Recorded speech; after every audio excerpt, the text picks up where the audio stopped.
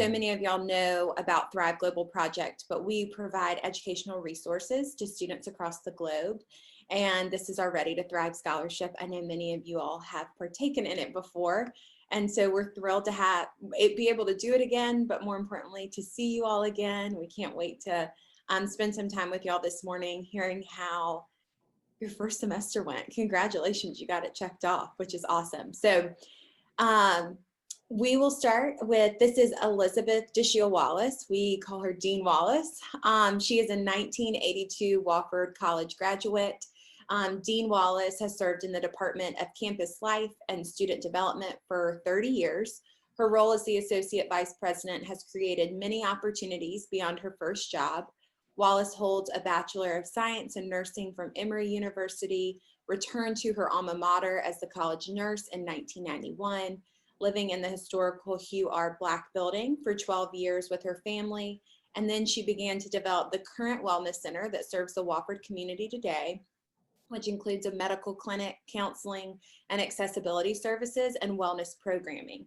After a few years, she returned to school and earned her master's in higher education with an emphasis on counseling. Returning to her love for psychology, she discovered as an undergraduate, she became a licensed professional counselor in 2005. Along the way, Wallace added other responsibilities such as first-year programming that has grown over the last 2 decades to include a robust summer and fall orientation, a first-year seminar course, and student success teams. Her passion is to assist first-year students to grow, learn, and become their best selves as they transition into college. So I actually, before we let Dean Wallace take it, we're going to do a quick social media photo. I'm going to let Catherine take over and do it. If you do not want your photo, just turn off your video, but make sure you turn it back on for Dean Wallace's presentation. Okay, cool. I'm just going to cycle through everyone's pictures, so just give me a few minutes just to go ahead and do that. All right, here we go. Just give me 2 more seconds. Okay, 1 more second. Okay. Almost. And we're good. We good? Perfect. So I'll let Dean Wallace take it from here, and I have her presentation on my end. So her presentation will pop up, but go ahead, Dean Wallace. Good morning. I don't know about you all. How many of you are still in exams or finishing up your semester? Okay, a few of you. How many of you are finished? Give yourself a round of applause. That's awesome. I'm so grateful for those, and I promise you it is coming for you all who are still grinding it out and finishing exams. We finished at Wofford yesterday, and so as I look back in my 30 years, and I know that's a long time, this has been the most challenging semester in a lot of ways, but there's also been a lot of things in it that have been positive. As I talk to my first year students, and I hope for you, you can reflect on your semester and find the positives to it. But we're going to talk about how to thrive during this COVID chaos. And some of you can draw on some experience from the first semester, but also I know as I'm on the planning committee, January is going to look, when you start your next semester, I'm afraid that we're still going to be in the midst of some COVID-19 issues, but there's some light at the end of the tunnel, which I, as a health professional, I'm very grateful for. So I want to just talk to you a little bit what you can reflect on and moving forward. What we've done is, what have we learned from the fall? What do we need to do? What do we need to do for our students? What do we need to put into place? And so that's kind of where I'm going with this few minutes that I get to spend with you.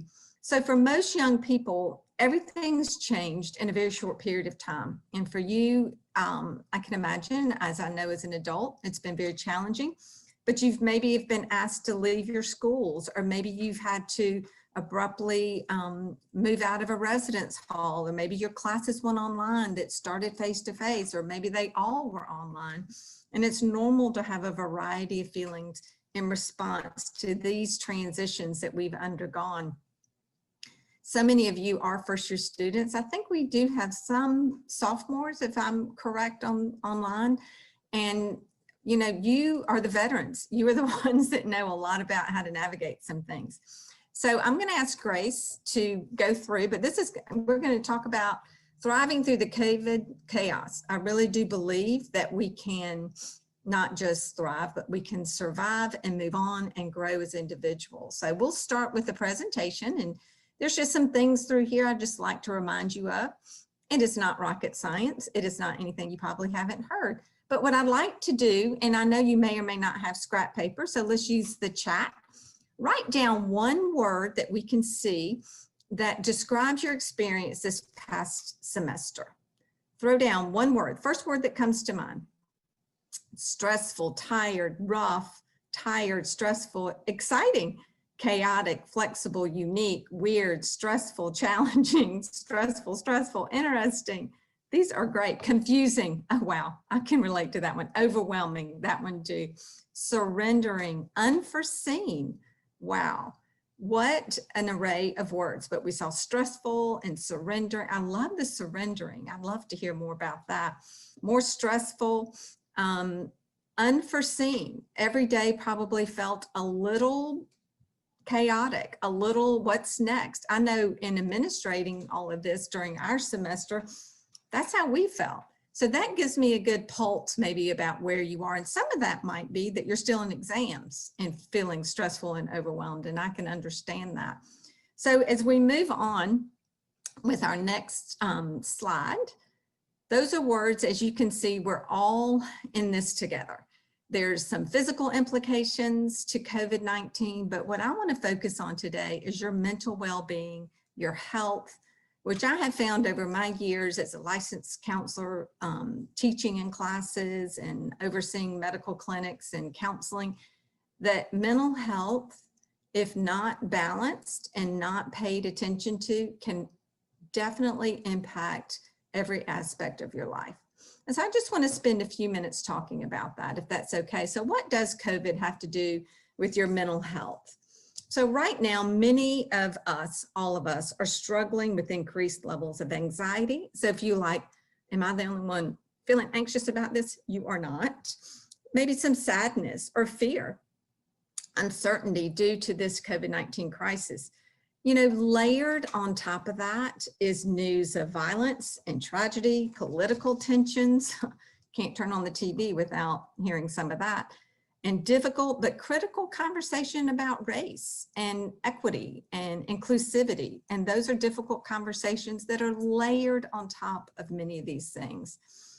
So we're practicing social distance, physical distancing, staying safe during a time when we really need connection and support more than ever. Think about what we're asked to do to stay safe as a country, to physically and socially distance. But is there ever a time that we all need to connect more? And so that's what I want to talk to you a little bit about. The difference in those two thoughts, those two ideas, and how we can accomplish connecting more that improves and helps your mental health. So let's talk about, where do we start with this? A word that you all used very, very clearly. What are we talking about? We're talking about stress. And that leads to many things. Stress is a physical, chemical, emotional factor, stressors that causes bodily and mental tension, maybe a factor in disease. And that's later on, hopefully in life, and that you're not experiencing any physical symptoms. So we're not going to focus on that too much right now. Stressors are stimuli that cause stress. And many of those things I just mentioned are certainly stimuli that you might produce stress. It's how the brain and the body respond to any demand, and every type of demand or stressor can be stressful. So it might be work, school, major life changes, traumatic events. Relationships are very big in college students. And I recognize that that's a big stressor, as well as COVID-19. So as we look at that, and we can go to the next slide, what I just mentioned is stress affects everything: your body, your mind, your emotions, your behavior. So I want you to take a minute. I'm not going to read all of these, but I want you to look at this and to yourself, or jot down a note, or anyhow you want to express it. Have you experienced any of these symptoms over the last several months? Which are most prominent for you in your body, your mind, your emotions? Jot down a couple of ones in your life. You might see something on here and you're like, oh my gosh, I've kind of experienced not being able to make a decision and feeling like I'm procrastinating or making a hasty decision. Could that be an effect of stress? So some of these, accident prone, might be, wow, I didn't realize that could be related to it. So that's why I wanted to put these up in all different categories of how you are as a human being.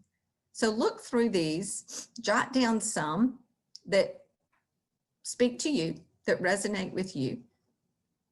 Irritability, I love this, more fussy. That's a good one. Loss of confidence, apathy. Some of you might have habits that have increased, like smoking or smokeless tobacco, or hopefully you're not drinking, but perhaps if that's a substance, you're doing that more. I know with college students, I mean, you're not of legal age, but I also realize that that's so many times how students cope in a negative way. So as we look through that, jot down a few as we move through our information. And I'm going to give you a few seconds to do that. And if there's anything that someone wants to share in the chat, that's certainly something we can, you're welcome to do. And you're welcome for the next minute.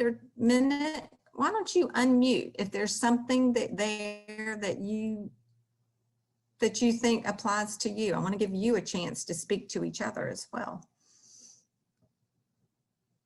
Anything that anybody would like to share or say, gosh, that makes sense to me. Loss of appetite. Thank you, Ashlyn. Some people eat more. Insomnia, depression, fatigue, and headache. Oh, wow.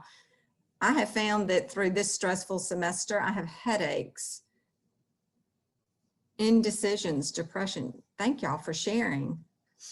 Irritability, feeling fatigue, anxiety. Wow. So alienation, loss of confidence, negativity, muddled thinking, headache. Thank y'all for sharing. And as you can see, as you all continue to share, these are things that we all are experiencing together. I can relate to every single one of these as a person who sits and stands and walks on a college campus every day. Hasty decisions. Thank y'all so much for sharing. I really do appreciate that. And what I hope you see, what I hope you take from that, not as, oh my gosh, what am I doing? But what I hope you take from that in our current climate, our society, college campuses, where you are in your home, this is not unusual. You're not abnormal. These are normal responses to stress. And given our challenges that we're facing right now, stress is a big part of our life. So what do we do with that? The good thing about human beings is that we have choices and we have ways to think through, how do I take care of myself? How do I fight that insomnia, those headaches, the fuzzy thinking, all of those things? How do I move through that? Because again, we have choices as how we move through things. So Grace, I'll get you to move on to the next slide. Self-care and managing your well-being. I think of mental health, which I deal with all the time, but also there's more to it than just mental health, as I've mentioned. Well-being, I love that word because it's so encompassing. There's so many things. It's the spiritual, it's the physical, it's the social, and the psychological, which is emotional. All of those things, what I love about this diagram, if you look at it, look how they're all connected. Look how if you are experiencing insomnia, it's going to affect everything else, your social, your spiritual, your psychological, your academic work. Everything is interconnected because that's how we're wired as human beings. And taking care of our mental health and our well-being and supporting each other helps us cope with these stress and anxiety. while protecting our immune systems. Again, you're at the age that perhaps your stress level is not affecting your immune system permanently, but maybe you found that you were more prone to colds, or more prone, if you have sinus infections, you're more prone to those when your immune system is affected by stress. Sometimes as older adults, as we get through life, our stress levels permanently affect our physical well-being. And that's because those are years of play on our physical because of our stress level. But for you, it might be just more prone to a quick illness like a cold or a sinus infection or something like that. But there's some simple ways that you can do to take care of your mental health. You can cope with challenges you're facing, you can stay safe and healthy, and look out for each other. But mainly what I wanted you to see is how this is all connected. Those adverse things that we just saw that stress, as we can see, if you put those into these categories, you can see that it's all connected. And so as we move on with things, we're going to talk about how we can take care of ourselves. So here's some ideas. And again, y'all are doing such a great job with chat. These are some things that I think are really critical to mental health. Sleep. I talk to my first year students all the time about how much sleep are you getting? Because let's face it, things crowd in during the day, social life, or a heavy academic week, or that paper that you can't just get right, or you're trying to revise, or, you know, let's face it, it's always more fun to go chat with a friend than to perhaps study for a biology test. And so many times sleep is what gets deprived.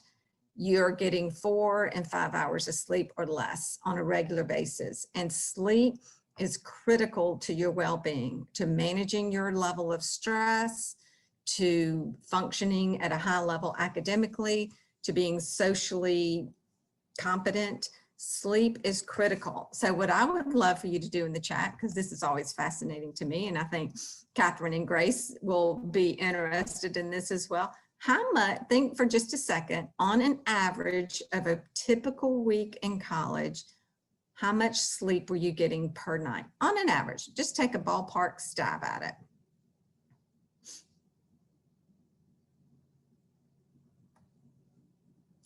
Four, 5, 6, 7. Whoever's getting 7 and 8, you're doing pretty good. 4 to 5 hours, 5 to 6, 7. Yep.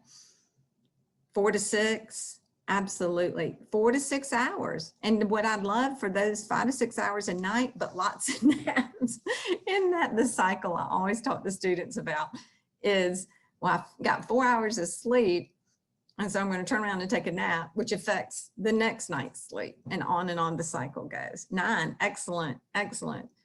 So for those of you who are getting, kind of want to talk for just a second, for those of you who are getting 5 and less, 6 or less, how is that? What is the one thing you see impacting your functioning with that ongoing number of hours of sleep?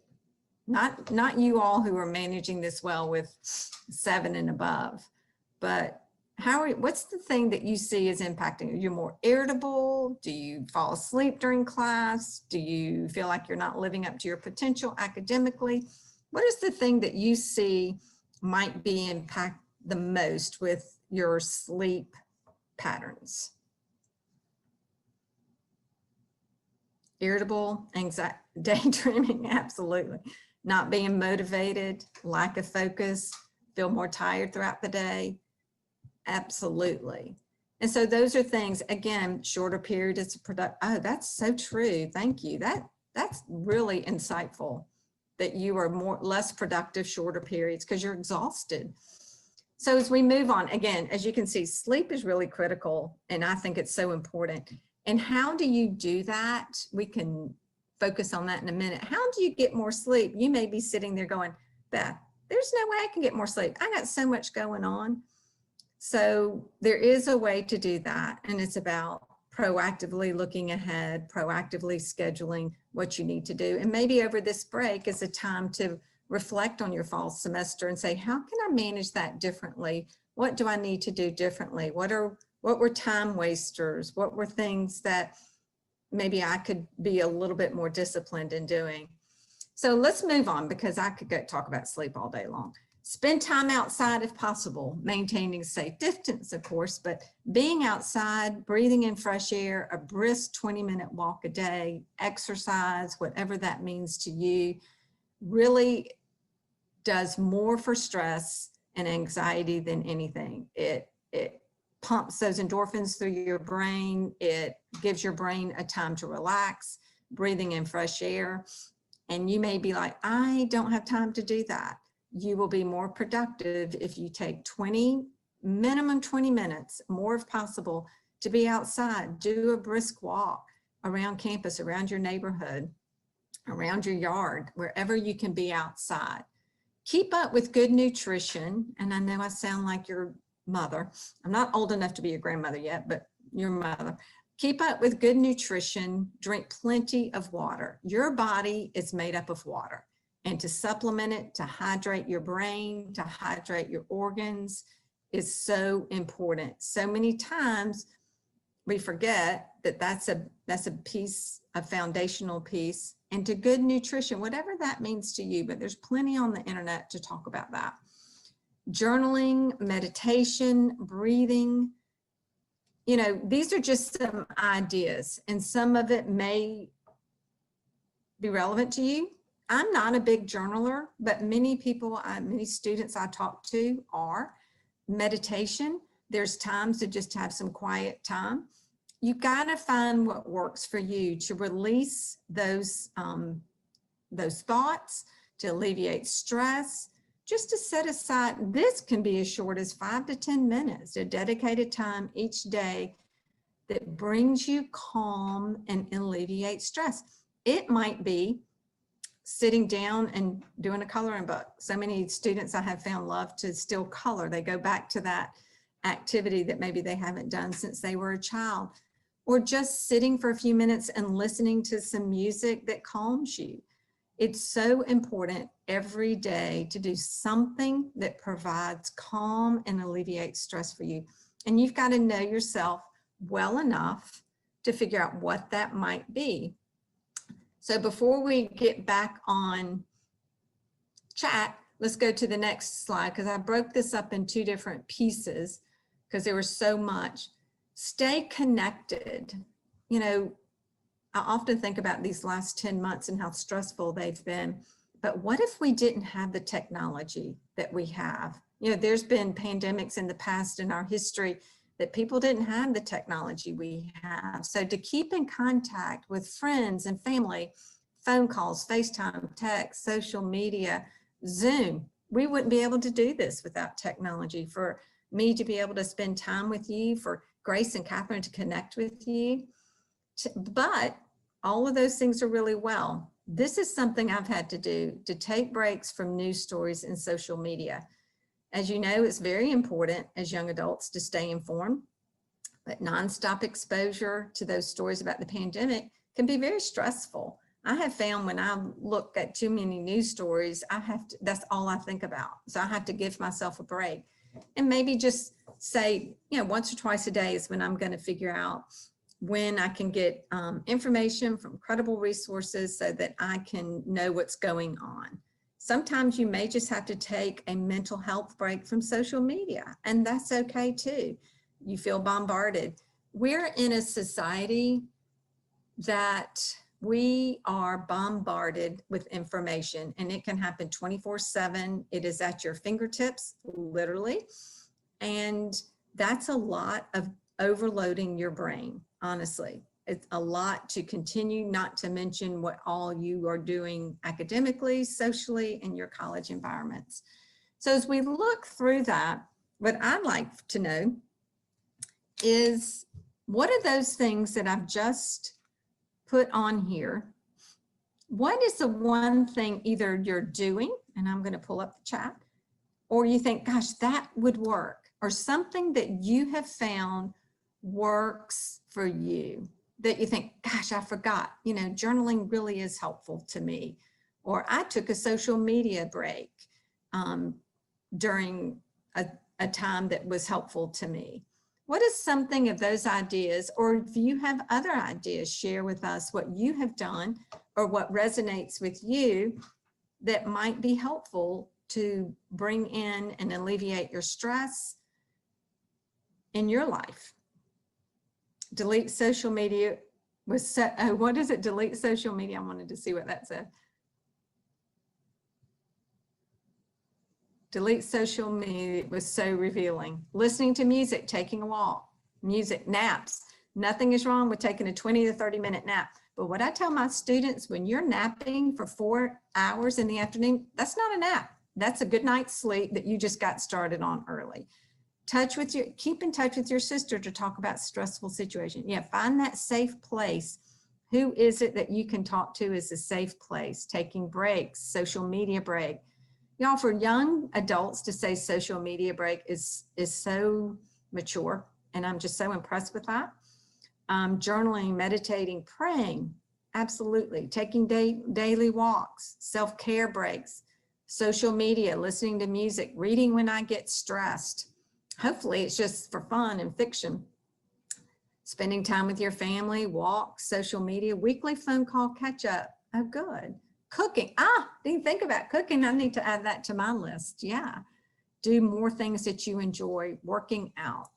So those are such great ideas. And so many times, and adults are guilty of this, acts of service. Thank you. Absolutely.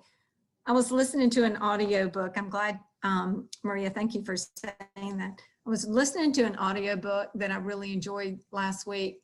And there was a theme throughout it that said, if you don't know what to do for yourself when you're stressed or de-stressed, do something for someone else. And I thought, wow, what a great thing to tuck away and remember. Do something for someone else when you're not quite sure how to take care of yourself. And that kind of pulls us out of our own minds and our bodies and looking around and doing for others. So thank you, Maria, for adding that. I think that's so true. So what I would like for you to think about, so many times we know what to do, but it's about implementing that plan to do it. It's about carving out that 10 minutes to do some meditation or journaling or praying, or it's that when am I going to fit in that workout so that I can get some fresh air or whatever that workout is for you. Again, technology, as I keep reminding myself, allows me to do that in the comfort of my own home. It's just about doing it and carving out that time to do it. I don't have to go to a gym. I don't have to have all the equipment. I literally can do that in the comfort of my home. I think music transforms us to a different place and can really set our brain chemistry to a different place with the right music. Sometimes when I wake up and I think, gosh, I have a busy day, I'll just put on music. I won't listen to the news or watch the news. I'll just put on some music to put me in the right frame of mind. So I really can relate to that. So as we're talking about these things, these are exercises, these are ideas that, is it going to eliminate your stress level? Absolutely not. But it also can keep it in balance. It also can be in perspective. And we don't always have to be on that high alert where it feels like our adrenaline is just constantly moving. We can combat that. There's two different kinds of stress. There's de-stress, which we hear often. De-stress is perhaps there's something acutely going on in your own life, your family, a relationship, academics. De-stress is causing you de-stress, which is what is negative for our mind, body, and spiritually. There's also eustress, spelled E-U-S-T-R-E-S-S, eustress. That's good stress.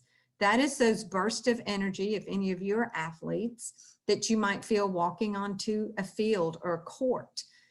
It is also that feeling maybe you get when you're like a little bit higher alert when you go into an exam. Eustress can be very productive.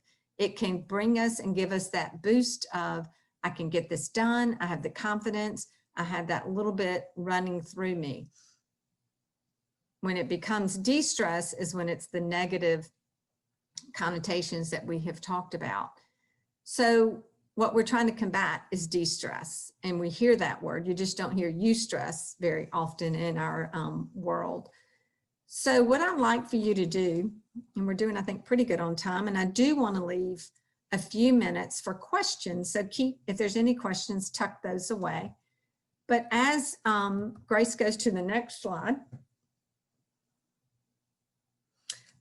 this is a 2-minute, I loved this little video when I was preparing this. And so I hope you'll enjoy it as much as I enjoyed it when I looked at these young people. So Grace, if you'll get that going for us. Oh, I love seeing all y'all's faces.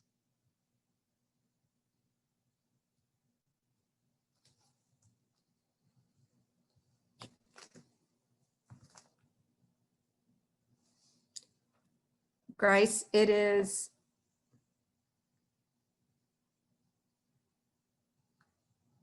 Is it how to drown out negative? No, maybe it is that first one. Personally, I really try to wake up. That's it, that one. Yeah, thank you.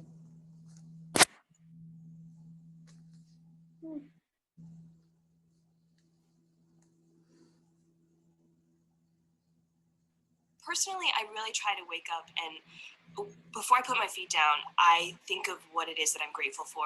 I remember how lucky I am and how good things are going. And I try to focus on that. It is literally impossible to be angry if you feel grateful about something. Like it just won't happen. It's impossible. I've been reminding myself a lot to take a deep breath and look around me and find a couple things that I can focus on and be grateful for. What I do is I have a journal and I write down everything that I'm grateful for. And if there is a person that is on that list, I remind myself to call them. I usually turn to my friends because they're a wonderful support system and they always seem to make me feel better. When I see something negative happening around me, I like to step away from it and go find an animal. I love animals. They bring me so much happiness. I've got a dog and I like to take her on a walk. I like to do what I think most people like to do, which is go online and look at cat videos. Yes. So much great cat content out there. I find solitude and peace and serenity when I'm by the water and with my favorite friend. So Mom and I do our best to kind of decompress and appreciate what is beautiful in the world. I was told very early on in life that no matter what I'm feeling, a happy song can make it better. So I know it's simple, but it works for me. Just like music itself, just putting on music and sitting there and listening to something that makes you cry or makes you happy or makes you want to dance. I mean, I always feel like dancing is the answer to everything.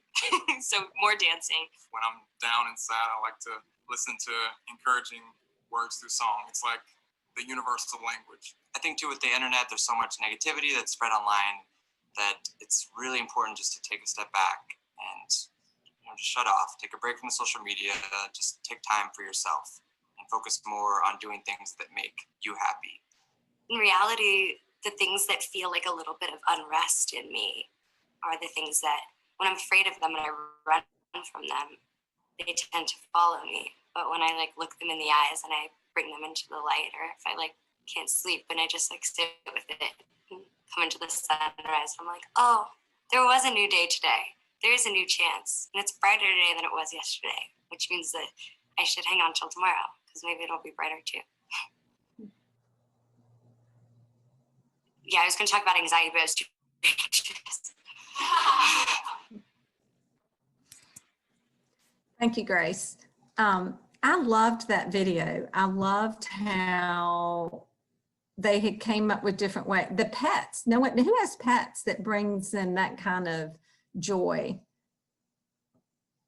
So, there you go, Catherine and her cat, and I know Grace has dogs. So a pet, you know what?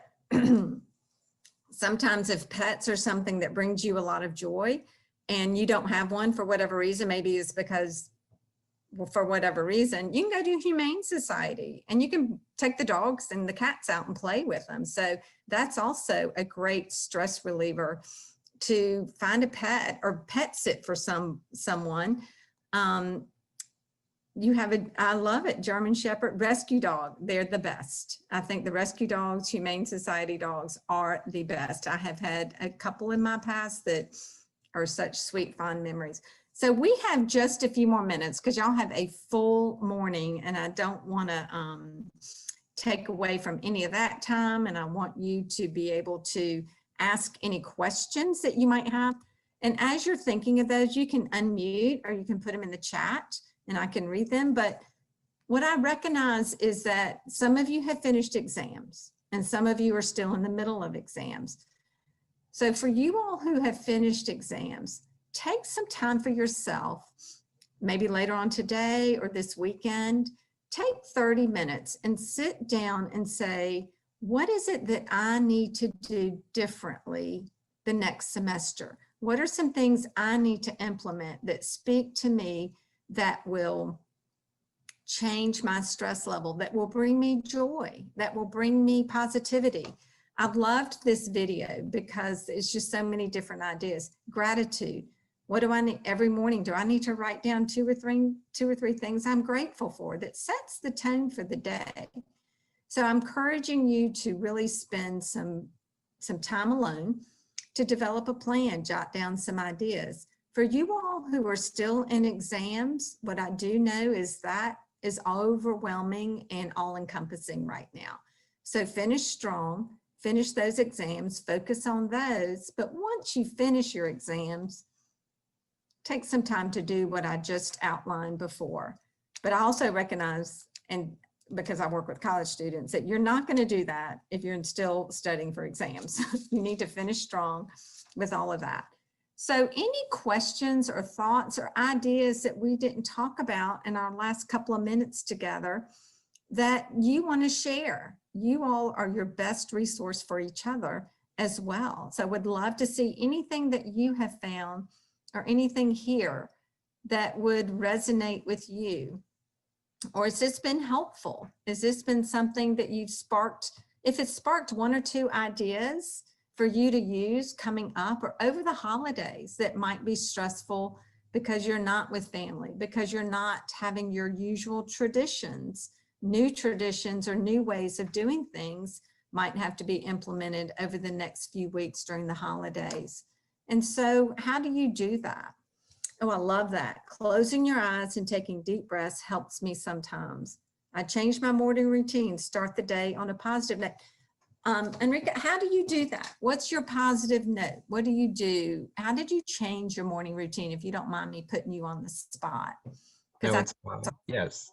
So what I've been doing is I usually check the phone first thing in the morning, and that's kind of like a negative kind of thing because you may wake up to a negative notification you didn't want to see, that sort of nature. So the first 1 hour, like from waking up, I usually just read for an hour, read or sketch, one of those two things, but it's usually just reading.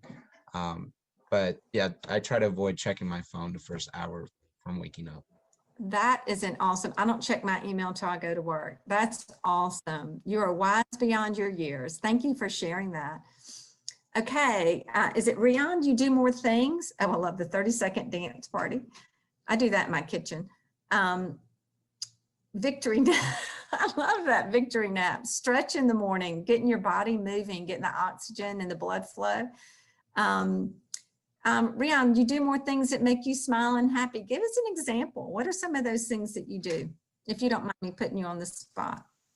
Sometimes I hang out with my friends to make sure that I still have, I make sure like my social life stays on instead of just like staying cooped up and looking at the same four walls all the time, and getting like a new change of scenery, because that could be important, because it was hard. The transition was hard, just coming back to home after school and then going out with my friends, of course, with our mask on, just seeing things and making sure that we know that we're still there for each other. That's awesome. That is awesome. Those social connections, just like I mentioned in my slides several back, we need connection more than ever. So thank you for sharing that.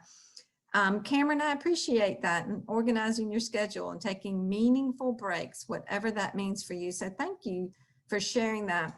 And I think this last comment, don't be scared to ask for help. I'm so glad you put that on there. All of you, as I finish this up, and I promised Grace I would be on time, all of you are on college campuses, either remotely or in person. I will tell you, there are resources on your campus if you need to continue to talk through this, if you need to brainstorm ideas. Maybe it's your academic advisor, maybe it's a counseling center, maybe it's a trusted professor or a staff member that you've met. So your resources on your college campuses are available for you to continue this work.